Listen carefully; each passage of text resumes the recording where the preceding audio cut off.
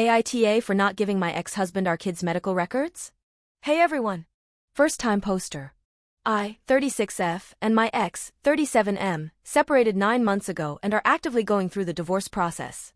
Due to some high-conflict situations, I decided to seek a lawyer, and so did he. We have 2 kids, twin 4 years old, together, and eventually we were able to agree on a custody schedule and plan that worked for both of us. For the last 9 months I have tried to co-parent with him with little to no success. Within the last 5 months he has spiraled uncontrollably. He began canceling all of his scheduled visits, then started to become non-responsive and began to no-show on his visits. I then found out he went to rehab. Once completing his program, within 3 days of being released he relapsed again and no-called and no-showed on the kids again. We had a court hearing scheduled to modify the custody agreement after learning of his addiction, and he no-showed to the court hearing and didn't even let his attorney know of his whereabouts that day. Later that same day of the court hearing, I shockingly drove by his car crashed in a ditch which we suspect is for a DUI. Finally, a couple weeks after the crash I learned that he eventually went back to rehab for a second time only 3 weeks after being released the first time. To this day, he hasn't seen the kids since January and has been in and out of rehab. At our last court hearing I expressed to the judge that his absence has greatly affected our kids negatively to the point where I've started to notice some behavioral concerns. Due to this, I want to seek play therapy services for them to help them during this really difficult transition. All of this to say that I was granted sole legal and physical custody of the kids. When my ex found out of my attempt to get our kids into therapy, he immediately got defensive, questioning why and what their issues were.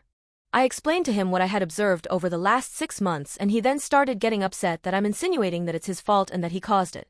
It was a long drawn-out conversation that I'll spare you all on, but ultimately I expressed that his repeated absence and inconsistency has had a great impact on them negatively. He has requested that I update him on how therapy goes for the kids, which I'm happy to provide. However, he is now demanding for copies of the doctor's notes of their therapy sessions, stating how he has the right to know as their father. I explained that I will not be proving him with anything as I don't have to, but more importantly for their own privacy. I know they're only 4 years old, but I do believe that they deserve some privacy regarding how they might be feeling towards their father and his recent abandonment and lack of effort. From a legal standpoint, I do not have any obligation to provide any information, let alone documentation, to him since I have full legal custody. I personally feel like he just wants to see what the kids and professionals have to say about his recent actions and his struggle with addiction. He is still in rehab as of this posting, and I don't know when he'll be released. In the meantime, my sole purpose is to protect my kids and their emotional and mental well-being. So, AITA for not giving my ex-husband our kids' medical records? Edit to add/update. Thank you everyone for all the support and reassurance regarding my decision. It has been very difficult navigating through this, especially since I never grew up with anyone struggling with addiction. I'd like to provide some more context about our situation.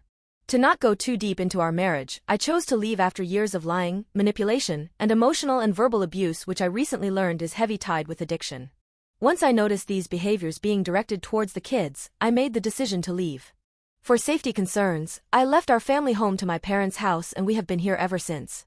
From the beginning we started to only communicate through a parenting app due to many high-conflict situations that occurred when I decided to leave. For the most part this is how we've communicated, except for when he is in his program.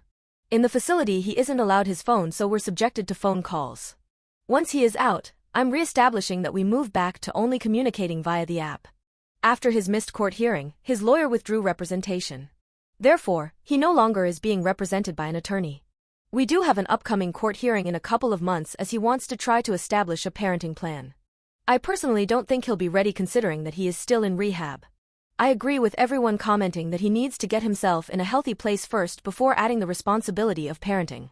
I'm not sure what this court hearing will bring, but at the very least I can see the judge granting supervised visits at a facility to start. I do plan to seek the recommendation of their therapist first and provide the judge with that in effort to advocate if she feels that visits with their father is not a good idea. All in all, I'm just taking this one day at a time and doing everything to prioritize our kids' well-being. I sincerely appreciate you all for reassuring me that I am making the best decision to continue to protect our kids.